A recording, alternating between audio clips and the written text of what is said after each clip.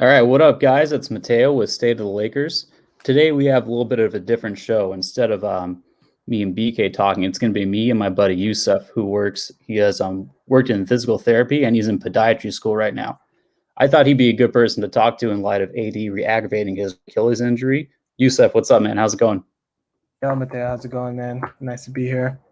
Good, man. I'm glad to have you on. So I'll catch up the audience. If you missed what happened last night, the Lakers lose to the Denver Nuggets by almost 20, but the loss wasn't really the story as much as AD getting hurt again. So he's been dealing with Achilles tendinosis, which held him out of two recent games against the Thunder, but he came back against the Memphis Grizzlies in the previous game, and he looked really good. He had like 35 points, 9 boards on 16 and 27 shooting. Looked good both ends. I didn't catch it live, but I was able to catch a recap. And in the Nuggets game, he tried driving against Nikola Jokic in the second quarter, and he ended up hurting himself while pushing off on his right foot. He banged knees with Jokic on the play, but nothing actually touched his Achilles, so I guess it was kind of a non-contact injury. He ended up shooting 2 free throws, and the Lakers called a timeout to get him off the floor because he couldn't run. And then he limped to the locker room really slowly and didn't return. It kind of reminded me of Kobe when he ruptured his Achilles, which we obviously don't want that, but same kind of setting, AD gets hurt on a drive, shoots his free throws, and then walks off. Kind of same thing happened. So, anyways, we were waiting to hear about the MRI before we recorded, and it came back. Woj reported that Anthony Davis will be reevaluated in 2 to 3 weeks after suffering a calf strain. And in the MRI, he revealed a re-aggravation near his Achilles. Lakers and Davis will be conservative on a return to play, which could be sometime after the All-Star break, running March 5th to 10th, sources tell ESPN. So those are Woj's words. Youssef, feel free to give us any more background on yourself if you want, and let us know what you think of the diagnosis. All right, cool. Yeah. So my name is Youssef. I'm a second semester student at the California School of Podiatric Medicine in Oakland. I did my undergrad at San Diego State, where I majored in athletic training and actually got to work with the Aztecs and Toreros down there. So we kind of have a cool little background in injury rehab, and Achilles tendonitis was pretty common with some of our athletes. So I can definitely share a little bit about what I know there. For sure, man.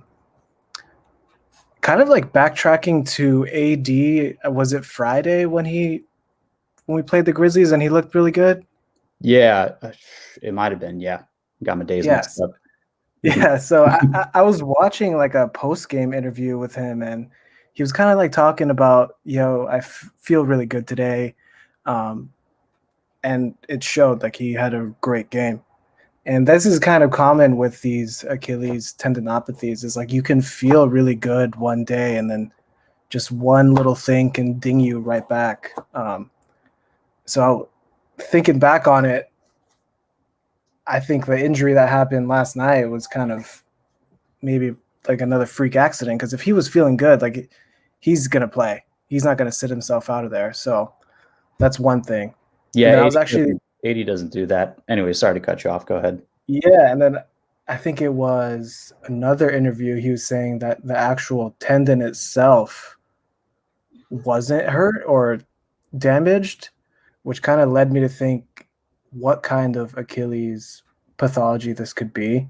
There are two different kinds. There's like the tendinosis, which has been reported on ESPN through the Lakers, and then there's something called tenosynovitis, which actually sounds more what AD was explaining.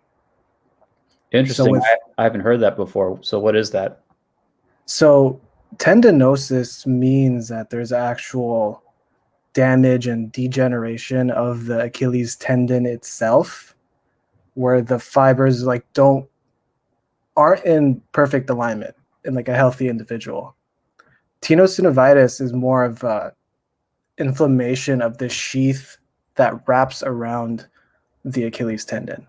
So if you could imagine like the Achilles tendon being like a bundle of fibers, like a bundle of fibers arranged in perfect structure, the thing that wraps around it, that's what gets inflamed when you have tenosynovitis. And that's what it sounded like, because he explained like the Achilles is good, like there's no damage to the Achilles, but it's just it's confusing to say when they're reporting tendinosis and then tenosynovitis, which is kind of like it's not a common word. So maybe that's where it was lost, but that's kind of what got me thinking about it.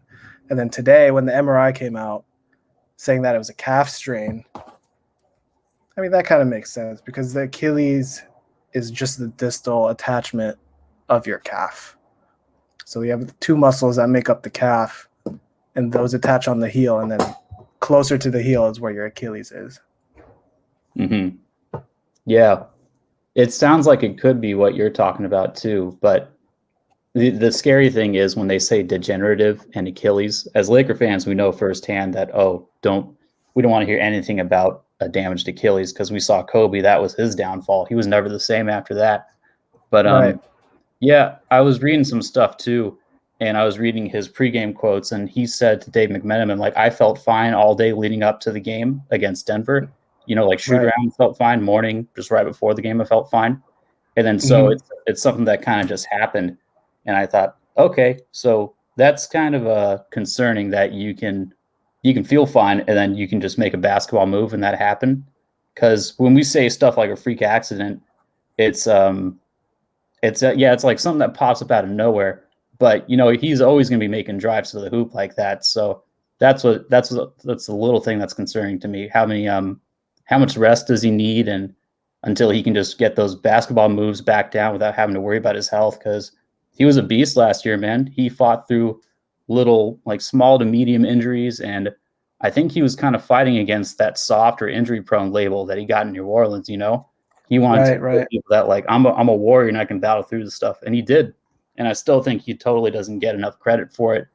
He led us to a title, man, and before they got that first Achilles tendinosis diagnosis, they were looking at his previous injuries, like, so he was battling through a right foot thing in the finals, and then everything was on the right side of his body this season. So it seems like the man just needs rest, and it seems like that's what we're going to get with the Lakers. Yeah, I totally agree. I think the original timeline they have for this one was a 2 to 3 week reevaluation. Typically, doctors use a time of like 4 to 6 weeks as like a blanket statement. That's how long I expect him to actually be on the shelf for. If the Lakers are going to be conservative with how they take care of AD, you see this in the league nowadays. I mean, everybody sits out for 1 to 2 games just for the littlest thing. So something more severe like this, I think they need to treat it more conservatively and give him the extra time off. And kind of like circling back to it being a freak accident, initially when I saw the injury, I didn't necessarily think it was going to be all the way bad. And then waiting for the news today kind of reassured me a little bit more too that it wasn't going to be a full rupture, because you have tests where you can get an answer right away if it's a full rupture or not. So having the MRI today and not having any news about it yesterday or even this morning, it was really reassuring. Yeah. And I think I feel okay overall about the injury because Davis seems in pretty good spirits. And he's acknowledging that I have fought through a lot of stuff to get out there to play this year. But I think this one's different. I'll read the full quote we got from Dave McMenamin. AD said, I do put a lot of pressure on myself to go out there and play. If I feel I can go out there and play, I will, just for the simple fact that I want to be able to help my team. And I can help my team from the sidelines, but I think I'm more effective when I'm on the floor and they pay me to play. But this one's a little different that I definitely have to be smart with. I don't want to go out there and try to play and risk it for the long term. And so when I saw that, I'm like, thank goodness, AD, because that's what we're all thinking. please don't push yourself so hard where you have a fucked up Achilles. And then go ahead. We saw this. Was it like 2 Western Conference finals ago with KD on the Warriors? Was it against the Rockets where he had a calf strain? I think he maybe sat out 1 game, like 1.5 games. He played in one of the games and just like full on just blew it, and he was gone for a year. Yeah, he didn't finish the Rockets series, I think. I think the Warriors actually closed him out, just the old Warriors, Steph, Clay, Draymond. and then Yeah. he came back for because then they swept the Blazers and they didn't need KD. And then he came back for when they were down 3-1 to the Raptors, and then that's when he made a few plays, but he blew it, man. And so that's the worst case scenario. And Yeah. like you said, it was a calf strain that they called it initially. But then you look at the replays and it's like he's kind of reaching for his Achilles area. That's what we as fans were thinking, but the Warriors were officially saying calf strain. So hearing Woj report today that it was a calf strain also reminded me of that as well. Yeah. Like I said, the calf is part of your Achilles. Like they do the same motions, they vibe off each other. That's not really like a medical term, but any kind of load you put on your calf, any kind of stretch you put on your calf, that force translates down to your heel to your Achilles. Mm-hmm. Watching the replay last night where I think that he took 2 weird steps with his right. The first step didn't look that bad, and then the second one, like his toes were really pointed. Like when you go and stretch your calf, what do? Your toes point towards your shin, and like his toes were fully in that dorsiflex position when he tried to make that last move, and I think that was the one that really did it. Yeah, that was also the one that did KD's Achilles in. It was pushing off on that right on his Achilles foot.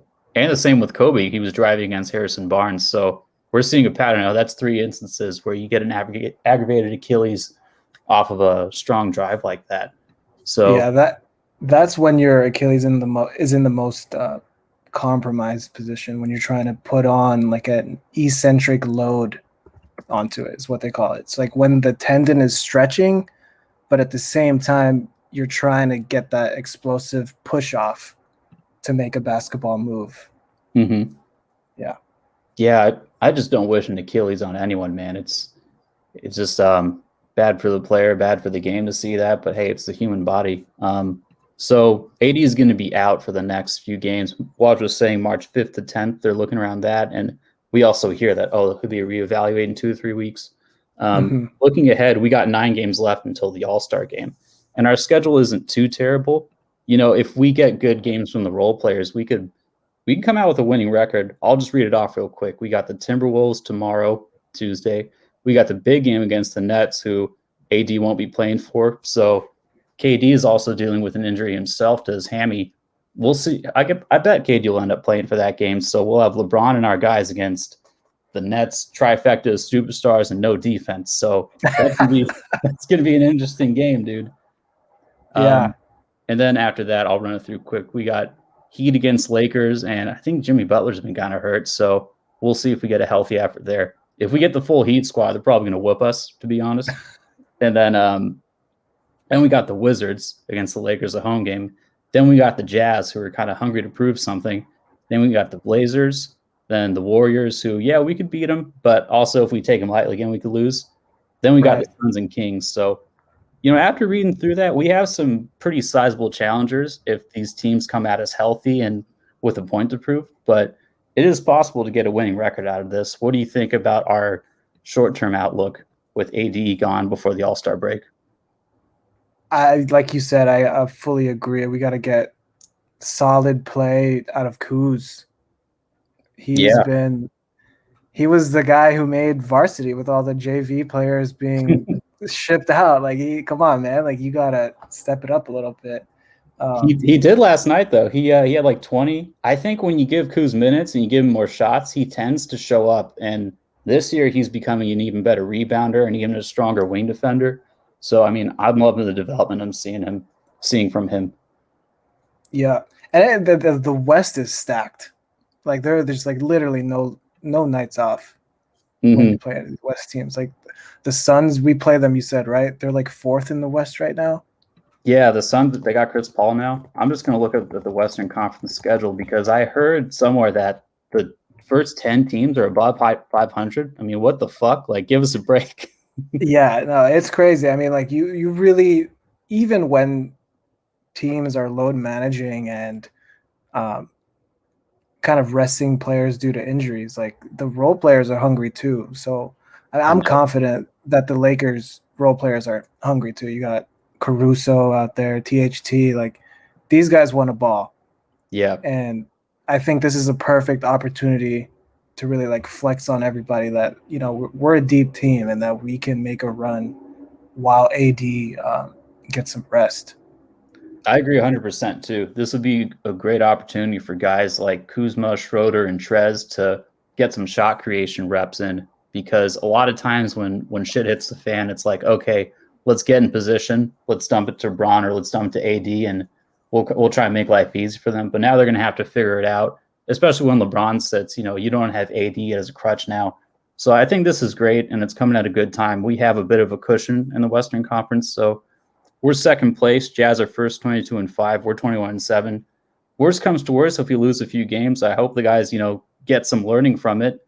But in terms of the makeup of our team, I'm kind of worried about our ability to protect the rim and rebound, because when AD sits, man, Trez is a hustle guy, but he's just short and he's not the best rim protector. He'll get his blocks, but he's not like a Dwight Howard or JaVale McGee. We're just not the same makeup of a team as we were last year with our definitely defense. So I'm a little worried about our ability to get blocks and hold down the paint. But that's what the buyout market's for, right? Yeah, I mean, we're definitely not as long as we were last year. Like you said, without Dwight or JaVale, those guys were monsters. Mm-hmm. Like I remember them just grabbing shots in midair. Like I don't think we have that kind of talent in our squad anymore. I love having like two bruisers like that, just to like beat people up and push them down and get rebounds.